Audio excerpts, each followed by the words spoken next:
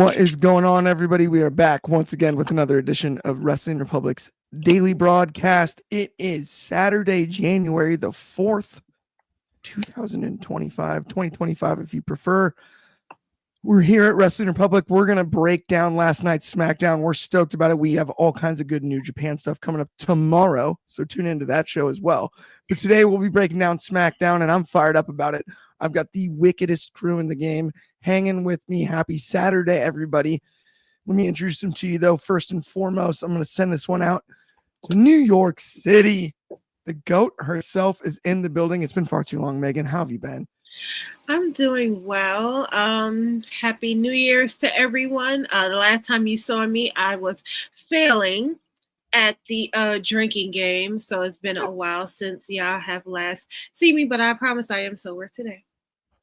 And I did watch SmackDown, so there's that. But I'm doing well. I got a whole new setup, so I hope you guys enjoy it. And just, as always, delighted to be here with you guys. Absolutely stoked to have you back. And I can't lie to you, Megan. I thought you were the MVP of the drinking game, so don't be too hard on yourself when it comes to that one. I really did. You provided highlight after highlight. It was excellent, and it was a blast, and it's awesome to have you back. Happy New Year as well. Thank you. But up next, let's send this one out to Philadelphia, Pennsylvania. Our head of opinions, repping his Phillies gear. Anthony Ricciardi, what's going on? Happy Saturday. I'm doing all right. One of my many Phillies hats, as I usually wear on here. But yeah, it's always fun to do this. The first 3-hour SmackDown of the new era as we're going into some highlights, some lowlights. Let's get into it. Yeah, I was under the impression that New Era made baseball caps until obviously it was discussed so often during the 3-hour SmackDown. Yes, they did. They probably did make yes, that they one. did. They did. I'm just saying. I've got the stickers on the wall behind me over there. But the anyway, the net of it is 3 hours. This was a fun one, an interesting episode too. You got Drew McIntyre with the pseudo reunion here with Cody. Yep. Basically out of the gates. Kevin Owens, of course, gets involved. I mean, Anthony, you told me pre-show you're going to torch the segment. I'd normally go to Megan first, but if you're going to torch it, just light the fire and we'll work from there. Yeah, you know what's funny? Because people always accuse me of being AEW, anti-AEW. I am not. It's bad storytelling that I have a problem with. I'll start with the negatives first. Logically, it makes no sense. Because Drew is hunting the bloodline and anybody that's helped the bloodline. Okay. Cody tagged with Roman. Okay. So is he not an enemy? Kevin Owens views him as an enemy for the same reason. So it didn't really make sense from a logical standpoint. And this is a company that typically, for the most part, I think most of their stuff makes sense. There are times where it doesn't, this being one of them. Personally, though, the one positive I will say with this thing is, and this is just from a student of the game perspective, I remember seeing both Cody and Drew during their exodus from WWE. Cody chose to leave, Drew got shown the door. And there was a really cool moment with the two of them on an indie show. And they were talking about that. And when you look at it, these are two guys that completely reinvented themselves. You know, Cody got to a level that the company did not see in him, but he saw in himself. And Drew got into the position of he is what the company envisioned, but he wasn't mature enough to do at the time when he was with them the first time around. So, the visual is kind of cool. I do like that they're playing up. They're saying, oh, Cody is not cleared. That explains why he's not getting physical, but he sort of is with Kevin Owens. I think Kevin Owens and Cody do get the best out of one another because legitimately they are friends. And I do think the guys that are closest, oddly enough, make the best rivals on TV because they bring out the best in each other. So I do think that is a part of it. And they were more, again, you got a month to, you got a month to the Rumble. So you got 100%. A couple of weeks, you got to build up to this ladder match to determine the true world champion. Oh, and also one thing, though, I do want to mention, you brought up the indie moment where it was Drew Galloway at the time, right? McIntyre. and Cody, and Had no last name their because route, WWE owned it. their route back. It's really interesting if you Yes. actually think about the timing of Drew's probably greatest run in WWE, which was towards Brock Lesnar at WrestleMania 36. Yes. Obviously, sullied by the pandemic, given it was the main event and no fans. Mhm. He gets the victory during that time. Cody Rhodes is in AEW, and they have there's so many parallels between those two's route back. That's what I love. From a student of the game perspective, I love Yeah. those little pieces and how they connect. And you can't write a story like that. That's something that happens. And that's what I find compelling because I know the history. And that's the fun part for me. Absolutely. I love that. And Megan, I obviously have to get your thoughts on this one. And we've got Drew and Cody in the ring. We've got Kevin Owens immediately inserting himself into the situation. Not immediately, but he inserts himself into the situation. Yeah. What were your thoughts on last night and the future for this one? Because past this ladder match, I do think that's got to be the definitive end for Cody and Kevin, right? Doesn't it? No. You don't think so? No, because Kevin is weird. Kevin is weird and he holds grudges. So if Cody happens to win this match, I don't think it's over for Cody. It may be over for Cody. It won't be over for Kevin. But I was just as shocked as Cody when Drew hugged him too. I just didn't get it. But I do find it interesting that the same way that Drew warned Cody and told Cody to watch his back, it's the same way that Jay was later told by Kevin Owens the same thing, to watch his back. So I feel as though there is a connection between Drew and Kevin, because when Drew had warned Cody, Kevin came out and attacked him. When Jay was warned by Kevin, Drew came out to interfere in the match, that the 6-man tag match that he had later on that night. So I do feel like there is some type of partnership between Drew and Kevin that hasn't really been revealed yet. But at the end of the day, they both still have something in common, and that's their hatred for Roman and anybody who is attached to him or tied up to him. So I think with Drew, he's not trying to make it as clear, or he's not trying to make it as transparent that he feels some type of way against Cody. I think he is approaching Cody in a more nice, nasty sense. Like he's trying to get his guard down first rather than just attack him straightforward like Kevin has. Honestly, I think the whole story is pretty much just to show that there's 3 men that's in this company that all really hates anybody that is tied up to Roman. And the only shoe that hasn't dropped yet is Seth. But right now he's tied up with CM Punk. Although he has made it clear that he sat home and watched CM Punk in this match with Roman, and he had an issue with that as well. So the only person who he hasn't really showed any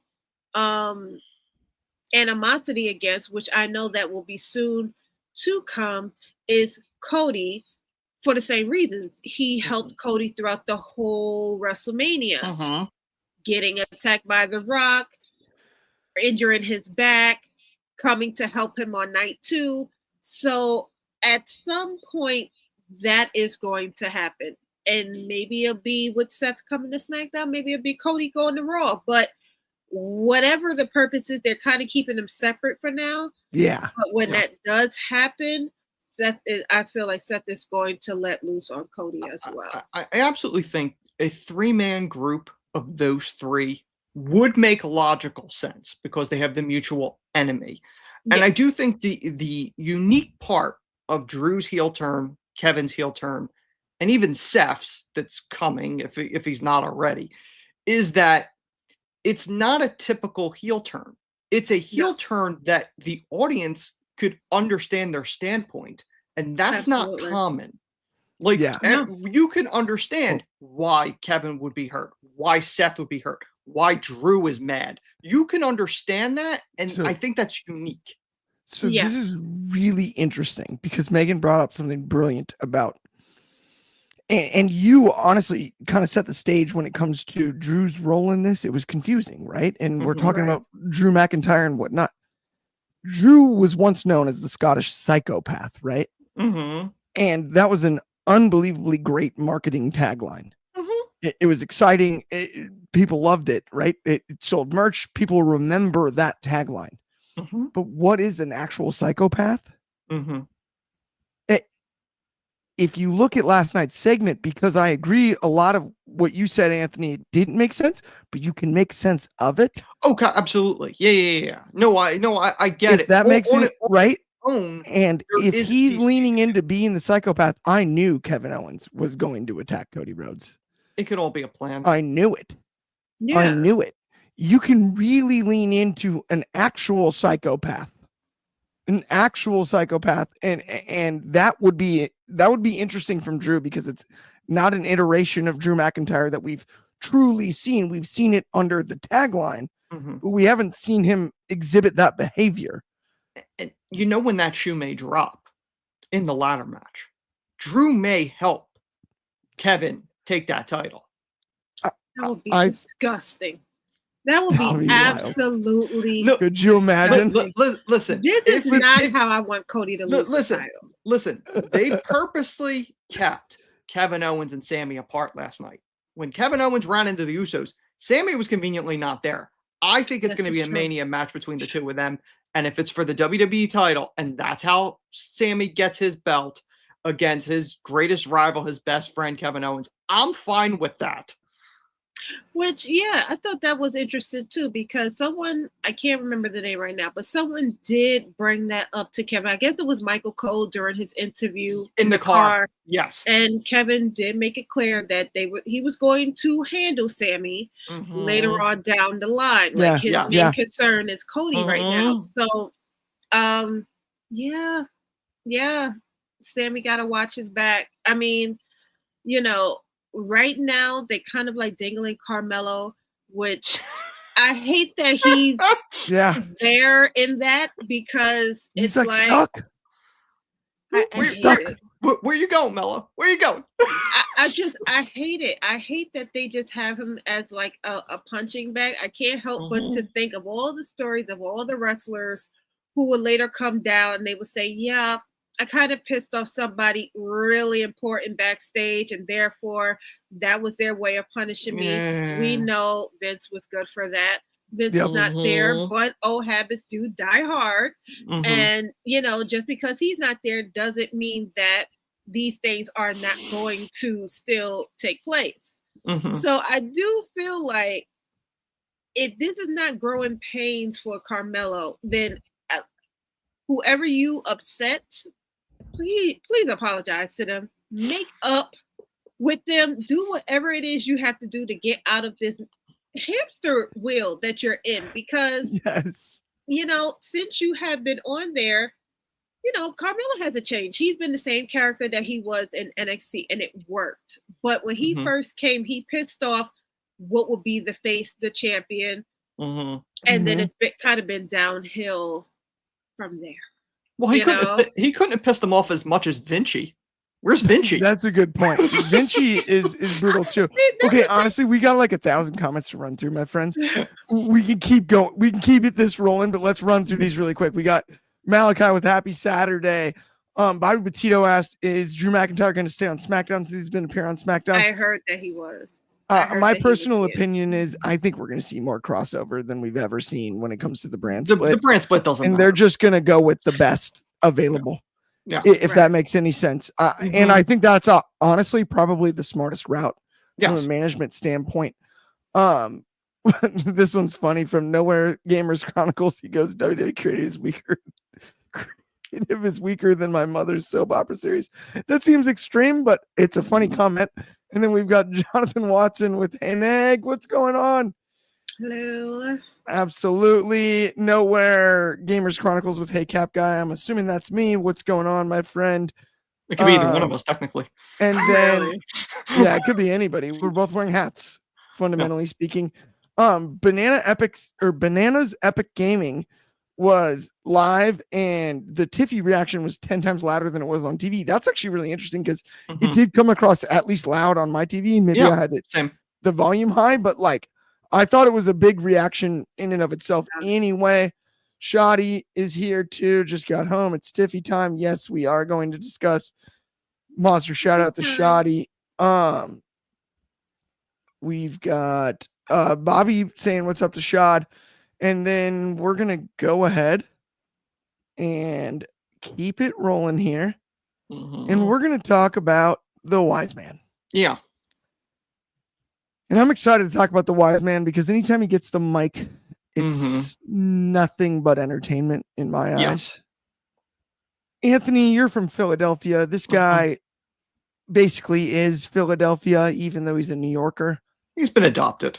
If you think about it, he's an adopted Philadelphian. I could talk about this for the next couple minutes, but I'd rather just hear what you got to say in regards to Paul Heyman. And the winner gets Paul Heyman, no less. Is there anything better on the mic than Paul? Listen, as far as right now goes, there's nobody better than Paul. One of the things I think I said in the chat, in the group chat, was I said, can we get Twisted SOB stole my fala? Could we get that on a shirt? Because I kind of want that. I popped when he said that. No, I loved Heyman's promo. You know, he tells a story, and storytelling is key in this business. So he told it in a way that if somebody's under a rock and doesn't know the story, they at least got the Cliff Notes version, which I enjoyed. When Solo came out, Heyman going, listen, I'm going to be perfectly honest, I'm about to piss myself. Like, I cracked up. Heyman has a way of delivery that was just great.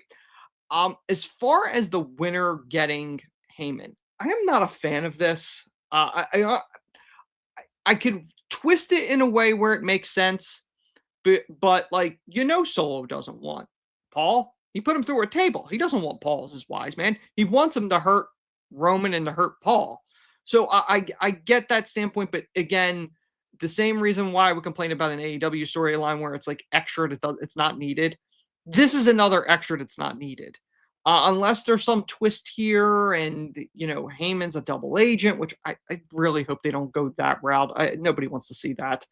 If The Rock's going to somehow play a role in this, because I know somebody pointed out online, like, oh, he did the same hand gesture. And it's like, yeah, I mean, if you look at Seinfeld, that's also the mark for the Van Buren boys.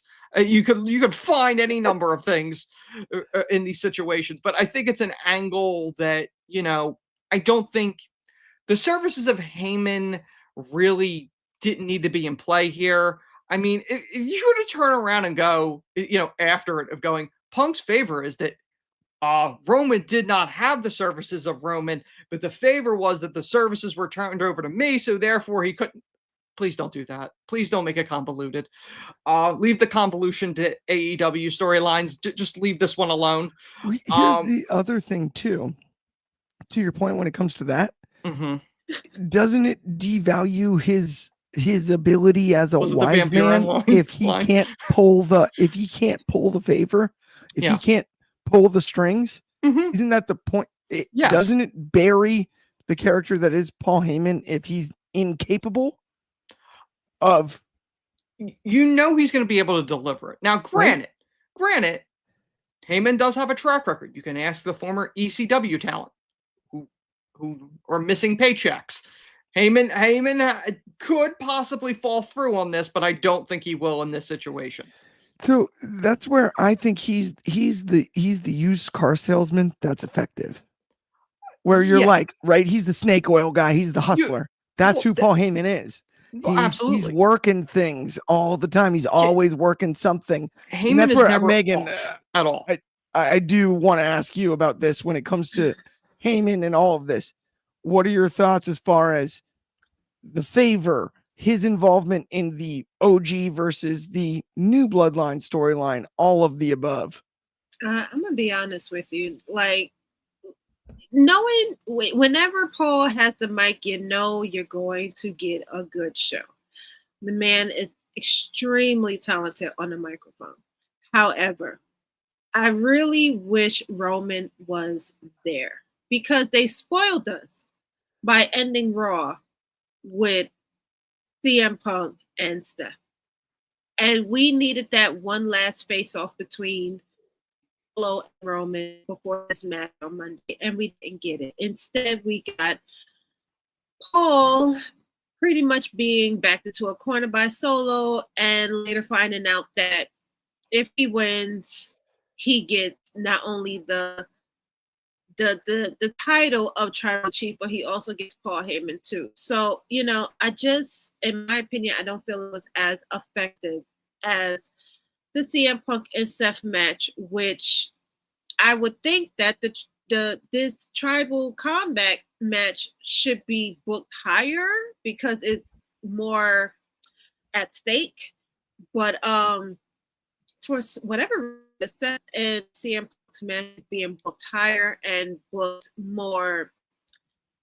It seems like they're more focused on making this the most powerful match of that night, which it's pretty interesting how they're doing that. I'm not understanding why. I mean, I'm for it, but at the same time, I thought the tribal combat, which is who will be the tribal chief, the other one has to acknowledge the other. I thought that would be a more of a higher anarchy when it comes down to the matches. I think it's interesting. I think this is some of the brilliance of Paul Heyman, and I'm banking on just historically. Mm-hmm. He's really smart about this stuff. I think he's kind of head faking us, because I agree with where you're at, but I think he's kind of head faking us, and there's more at play. There's one extra, right? He's got an ace in the hole somewhere. Yeah. And that's my hope. I don't know what it is. Yeah, because that's the thing. It's like, what could be, like you said, the ace in the hole when you already have Roman there, you have the Usos and Sammy there, like you have CM Punk, even though he got his own affairs to take care of that same night. So I don't think CM Punk is going to have any involvement in it. But will there be a return? Is The Rock going to return? You feeling the what electricity, happened with that? Yeah, like what happened with that storyline? Like he was walking around with the phone, with The Rock's phone, and that kind of just fell by the wayside. Yes. Like what happened with that? Now, technically, only one of those phones was destroyed. Well, he went full Kevin Gates. This is true. He went 2 phones. He only broke the phone that was to Roman. He only broke Roman's. I do think one very quick thing before we move on. The reason I think the Punk Seth thing is booked higher, I think because it blurs the lines. It's a storyline where in real life they're not. I don't think they are that good. But it blurs the lines, and if you remember, this was supposed to be a WrestleMania 40 match. They're both Bears fans, right? They're both. That's the only thing. They're both Bears fans. Yeah, but Seth's more so. Like Seth's a bigger Bears fan. Yes, absolutely. Bears fan, but like it's close. Mm-hmm. No, wait, Shoddy's with that's his second phone. We have so many comments. I apologize for not running through all of these. I love this one. Republicaholics. Yes, thank you. Absolutely. There's a shirt idea for us. Haseen Terrell wished us Happy New Year. Let's run through some of these. Then we've got Candy Marimone. I apologize if I mispronounced that. I want to see Solo Sikoa versus Jacob Fatu at WrestleMania 41. I don't know who doesn't. To be honest, that match sounds excellent. I would have rather see Roman against Jacob Fatu. I would too, like given the current storyline, but the idea of that match Jacob would destroy him. Yeah, Jacob turning on Solo. Absolutely. I do not love you, Solo. And then we got Jonathan Watson in the comments. Monster shout out with Paul knew he wasn't gonna get a reaction from Solo, and then what's up, Meg? Monster shout out to the crew as well. let's keep it rolling though here. Let's actually pay some bills really quickly, if that's cool. Let's talk about Demand Progress Plus. If you haven't checked it out already, you're going to want to use the code Watch Progress 1. That's 50% off your first month on Demand Progress Plus. And if you haven't checked out Progress Wrestling, you have no idea what you're missing if you're a wrestling fan. And the fact that you're all here, we know you're wrestling fans. So here's the scoop on hoops when it comes to this one. It's as good as it gets. Every one of your favorites, likely from 2000 on, cut their teeth in Progress Wrestling, and you get that whole library with this deal. Not only that, you're going to get Defy and other promotions as well, and the current chapters, all the pay-per-views, plus the discount. One more time, that code is Watch Progress 1. That's 50% off, half off for my friends that prefer fractions like myself. Check it out. I assure you, you will enjoy it. Now let's talk about Pretty Deadly. They helped DIY. That was a thing that happened. That was, one of those. It was one of those things that just happened. DIY and Pretty Deadly. I've been begging for the tag team division to figure it out for I think it's like 2 years now. I'm tired of I'm tired of whining about it. Can we just get tag teams that look like they're a threat to win championships, and do something right with tag team wrestling? Psychologically, you have more choices than you do in a singles match. You have more choices psychologically to tell a story in the ring in a tag team match than you do in a singles match. How can we not figure this out in 2025 now? How can we not figure this out? And it just bugs me to death. And I'm sorry, that's the end of my complaint. I'm going straight to you, Megan. If you have anything positive to say, start with that. But if not, just keep it rolling. Those lying, scandalous stooges. I have been a fan of their musical that has never happened. I have pushed for Pretty Deadly to be more active in the tag team division. And what do? They help the bad guys. They lie to the Street Profits, who was noticeably missing last night, and told Escobar, his boys, that it was, told the Street Profits that it was Escobar, his boys, that attacked them instead of DIY, which, it's kind of irritating to me, because you would think that the Street Profits would know that it was DIY, because why would this random group attack you out of the random? I don't know. The whole booking of the Street Profits just pisses me off. They took them out, had DIY get their title shot. They took the titles. Then the following week, they attacked the wrong group. And I guess Montez got hurt in the process. So then this week, the Street Profits was out. Yeah. They had another tag team title match. And, DIY retained their titles. Still a fan of Pretty Deadly.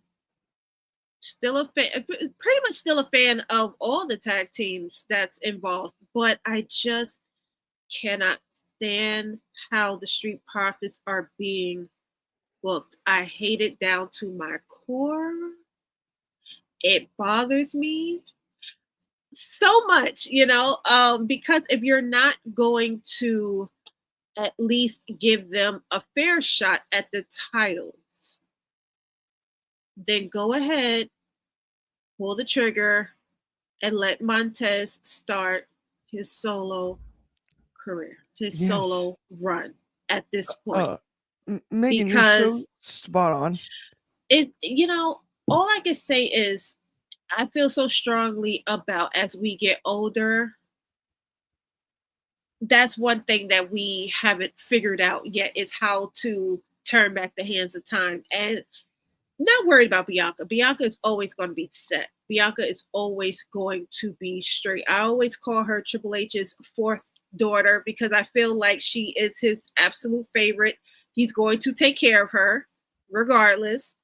But Montez, he has shown his skills, and watching their show and just seeing the real frustration within him because he's not being booked the way that he feels that he should be. Yeah, it's kind of disheartening, but not to like go on too much of a rant because I feel like I've been talking about them for No, far I'm too with long. you. And honestly, to even further your point about some of this stuff when it comes to because I'm furious when it comes to tag team wrestling in general, the picture of the whole thing. But DIY stands for do it yourself. We're not stupid. Right. They haven't been doing enough themselves. Like I don't know, right? Like the headline in a Pretty Deadly Help DIY. That's in our graphic. Yeah. If your name is DIY, did you need help? You didn't do it yourself. But they're technically heels now, so and heels it's like wouldn't be doing what you're supposed to be doing. It makes no sense though. I'm trying to figure out how is Apollo Crews fitting in this. Is he going to team up with the Street Profits? Is it going to be part of me thinks there's a possibility that the Street Profits are turning heel. Apollo's going to be with them. Nobody actually attacked them. It was a stage thing to get a title shot. And Bianca maybe took out Jade. And that's all connected in some weird way. So they performed Eddie Thorpe. Yeah. Essentially. Yeah. Instant replay. Just a way more elaborate one. I mean, I wanted it to be Bianca that attacked Jade, but I've heard a lot of people saying, what if it was Charlotte? And I said, ooh. Here's the thing. I can't picture the Profits turning heel and Bianca not too. Like in a weird way, I feel like she's somehow going to be a part of it if they do turn. In a weird way. But I could see it happen. What happens to B-Fab? Oh, I don't know. I mean, who knows? B-Fab deserves better. I'm on that all day long. Wait a minute. Hold up. As far as the tag team stuff, I could see a ladder match at Mania with the 3 teams triangle. I can see that. It's main event time. Tiffy time. My friends. It's Tiffy time. I got to say a few things shortly here that I'm so impressed by Tiffany Stratton in her work from NXT to the main roster. There is a brilliance in the fact that we got to a place where Tiffany Stratton won the women's Money in the Bank briefcase. It wasn't cashed in the same night. She carried it. There was a real story told. This was the best Money in the Bank story told, I would argue, since Seth Rollins. Easily. And now that it's a yearly pay-per-view, I don't think that's hard to argue. I think since Seth Rollins cashed in at Mania, and we're looking at a long, long time ago. I think this is the best Money in the Bank story, men or women's, by far. This was genius. Tiffany Stratton deserves it.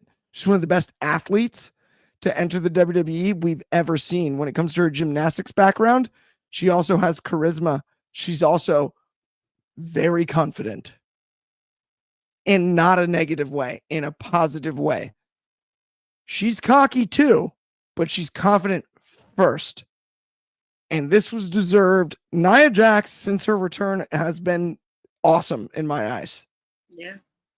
But this was about Tiffany Stratton, and I was stoked about the cash in. I was stoked about all of this.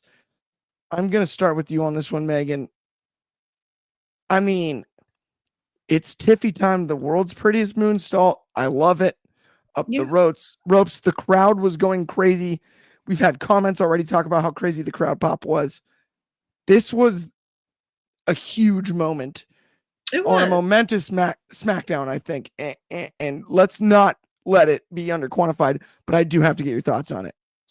I'm not going to lie to you. When I saw Tiffany push that referee over the barricade, I just wanted to punch her in her forehead because I thought it was going to be another fail cash in. But she surprised me. and she actually cashed in, and I'm ecstatic for her. I'm happy. I think you took the words right out of my mouth. She is highly talented. She is confident. She is cocky, but with reason. And honestly, now we got to protect her. Now we got to put her in witness protection because you're the champion, and Naya is just going to follow you from arena to arena, to get back at you. So, I'm scared for my girl, but I'm happy for her. And you know, as for Naomi, you'll get your moment again. You'll get your moment Yeah, again. And I think she did a hell of a job. She did a Samoan drop on Naya. it was so I cool. I don't think she get credit for that. Like, No, I want people to understand Naomi did a Samoan drop on Nia Jax. That was monumental for me. But again, I'm really happy for Tiffany, and yeah, now we must protect her because I agree. Naya's gunning for her. I thought it was outstanding, and I'm with you. Like the athleticism from Tiffany, the storytelling coming out of this when it comes to Nia Jax. The future is super bright. I'm going to toss this over to you, Anthony, and then we got a bit of a surprise for those of you at home coming out after that. But Anthony, talk to me about the Tiffany Stratton cash in, the Money in the Bank, everything we saw last night with Nia Jax, Naomi as well. And I agree with you 100%, Megan. I do want to make this clear. Naomi will have her day in the sun, and it's deserved. Yeah, I want to say I love the video package they did for Naomi because they made it like a big deal, and Naomi definitely deserved it. And she will definitely get a title reign again sooner than later. Tiffany winning did not shock me because I figured they're going to do this cash in on a big show. So, the first 3 hours SmackDown, they're making a big deal out of it. It did not overly shock me. I agree with Megan. Tiffy definitely needs a heavy, somebody to back her because Nia will break her. No question. So I could see them bringing in and maybe Nikita Lyons or somebody else that, possibly from NXT to kind of give her some coverage to protect her because Tiffy ain't going this alone. There's no way she's going this alone. Because my mind immediately goes to the old Awesome Kong promos when she was Karma, which was breaking Barbie doll heads. I could see Nia doing that in a promo or something. But yeah, it doesn't surprise me. It would be interesting seeing where they go with this. Because I don't know how she escapes Nia. No doubt about it. I'm with you, but we do have that surprise I spoke of earlier. This is a long time coming here. We couldn't possibly do this show without the Tuesday Night Delight. Bringing in Tiffy time. Shoddy is in the building. We are freaking here, bro. We are freaking here. December 28th, 2021.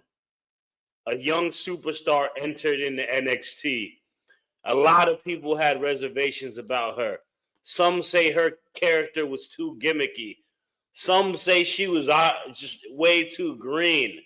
But I believed. I stood the test of time. I bought when the stock was low as they come. And now the stock is booming. We are on top of the mountain. Tiffany Stratton is our WWE Women's Universal Champion. And my. I've been doing celebration laps all morning. I got in the whip in the snow and did donuts on the ice because it was needed. This is the future of professional wrestling. And I told y'all that. Bryan Danielson, Okada, y'all shaking in your little wrestling boots because a real champion has entered the chat. I remember when Drizzy laughed at me, but Tiffany said, did I stutter? No, I did not stutter. We are here, bro. The greatest cash-in ever. Seth who? Seth freaking, get him out of here, bro. I don't care about Seth Rollins. Biggie, I love you. But the New Day told y'all, man, you you're not coming back to wrestling because you know that you wasn't going. Your cash in couldn't step the test of time of this. Hell, man, even James Ellsworth, right, and getting that title for Carmella. Carmella, you can't step to Tiffany either. This is the greatest cash in of all time. We're looking at the greatest champion of all time. My cats are walking around just doing laps of victory too. We lit, baby. It's Tiffy time.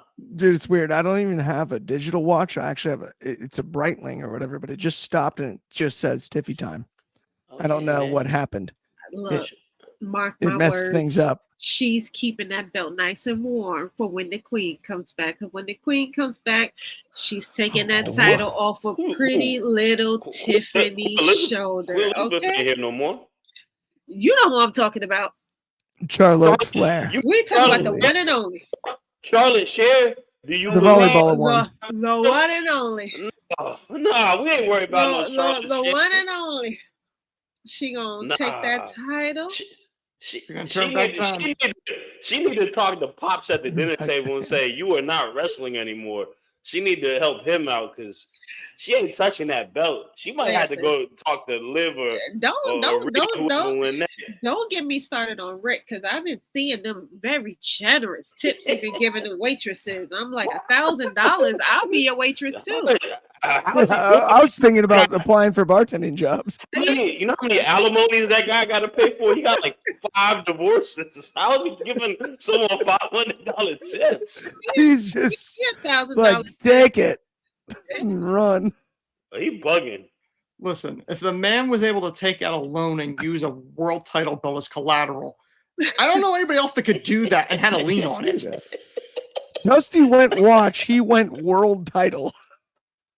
As far as Telling you. And default But, on yeah. a pawn loan. shop history in wrestling is concerned.